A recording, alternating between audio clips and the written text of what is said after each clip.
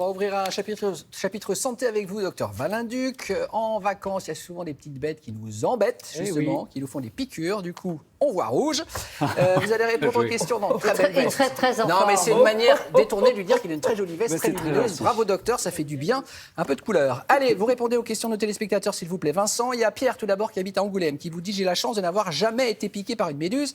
À quoi ressemblent les symptômes? Alors on peut, quand on a tout ce qui s'additionne les uns avec les autres, on peut évidemment se tromper, mais généralement, la douleur, c'est une brûlure associée à une décharge électrique, et puis après, ça a tendance un petit peu à gratter. Vous avez effectivement, oui, un peu... Ça gratouille ou ça oui, chatouille? ça va gratter sur l'après. Au début, ça brûle, décharge électrique, et ça gratte. Alors, Au niveau de la marque, voilà, là, on peut voir, ça fait une petite marque rouge de 3 à 4 cm, et en réalité, cette marque, elle correspond à la tentacule de la méduse qui a laissé une empreinte sur vous. Sachez que ça guérit en 2 semaines, 4 semaines, surtout... Ça laisse des Attends, marques, hein. on n'a pas ça pendant 2 semaines. Bon, ça met 2 semaines à peu près à guérir. Surtout, n'allez pas le mettre au soleil pour pas que ça marque, parce que ça pourrait arriver. Donc voilà, un faisceau d'éléments, si vous avez tout ça, c'est probablement une piqûre de méduse. Alors, il y a une autre question de Marc-Olivier de Chartres. La légende dit qu'il faut uriner sur ces piqûres de méduse. Et oui, c'est toujours la grande question. Alors, non. vrai, Il faut pas. Non, Laurent, celui qui vous propose ça, c'est quelqu'un qui ne vous aime pas. Donc, Donc, il y a des goûts particuliers. Tout à fait. Donc, on ne fait pas ça. Non, on n'urine pas sur une piqûre c'est une de vraie légende. Alors exactement, on n'urine pas sur une piqûre de méduse. Le risque, c'est éventuellement la surinfection de la plaie. Ce qu'il faut faire, c'est immédiatement d'aller rincer avec l'eau de mer et non pas une eau douce, type bouteille ou les douches qui sont dispo sur les plages, parce qu'en réalité, l'eau douce qui est moins chargée en sel risque de faire éclater le venin et donc d'augmenter ce phénomène de douleur. Donc on rince à l'eau de mer.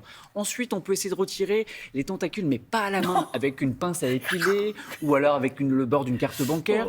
Vous pouvez également appliquer du sable que vous laissez un peu de poser. sable, on frotte. Mais alors, pas frotter, non, vous pouvez gratter délicatement, mais n'allez pas me faire un gommage de la peau parce que là, vous pourriez abîmer également. Vous finissez par un petit rinçage à l'eau de mer et une désinfection. Voilà les choses à mettre en place rapidement.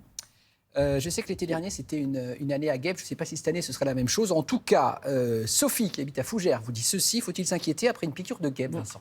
Il y a différents niveaux, c'est-à-dire que si vous n'êtes pas allergique, on peut se dire ça devrait bien se passer. Alors, une piqûre d'hyménoptère, guêpe, abeille, même parfois les frelons, ce qu'il faut faire. Donc, lorsque vous avez été piqué par une abeille, c'est la seule qui va vous laisser un dard dans la peau. Là, pensez à retirer le dard. C'est pareil, pas avec une pince à épiler pour ne pas aller éclater le petit sac à venin qui est à l'extrémité de ce dard. Avec un couteau. Avec quoi? Non, je plaisante. Très bien.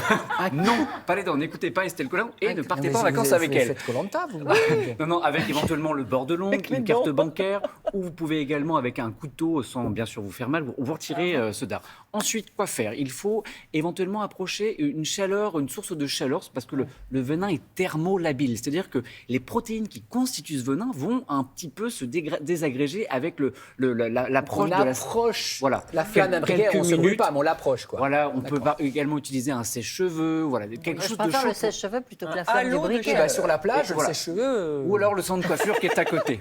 Non, mais effectivement, là, c'est les premières choses à faire. Maintenant, face aux différentes réactions possibles, il faut savoir que vous pouvez être amené à avoir une réaction locale, un petit placard rouge qui peut survenir rapidement. Dans ce cas-là, vous pouvez le gérer de vous-même en désinfectant, en mettant une compresse d'alcool modifié sur la peau. En fait, l'alcool va atténuer cette inflammation et sont disponibles aussi en pharmacie des crèmes. Vous pouvez avoir sans ordonnance à base d'antihistaminiques ou parfois même de corticoïdes très légèrement dosés. Ça peut avoir une action là-dessus. Dernier point sur le dernier type d'allergie, vraiment le summum, c'est quand réellement là, vous avez, si ça a été piqué au niveau de la bouche, que ça se met à gonfler, que vous avez du mal à respirer. Si, dans le cas des guêpes abeilles, on parle à peu près de 20 piqûres chez l'homme, ou plutôt 4-5 chez l'enfant, ça c'est également un risque. Donc dans ce cas-là, on appelle le 15, c'est une urgence. Et très vite, la question de Sophia d'Arcachon pour les vives. Je redoute que mes enfants se piquent en marchant sur le sable. Comment réagir si ça arrive? Est-ce que c'est dangereux? Alors, dangereux, non. Mais maintenant, ça fait mal. Oui, parce qu'en fait, sur le dos de ce poisson, il y a une petite épine venimeuse qui peut faire très mal. Même chose, en réalité, le venin de ce poisson est thermolabile également. On approche donc une chaleur chaude au niveau de cette piqûre. Vous pouvez mettre du sable chaud qui est en plein soleil. Il peut être très très chaud. À peu près, c'est 40-45 degrés que vous appliquez sur la peau 15 minutes à peu près. Et puis là aussi, le but, c'est de désagréger le venin.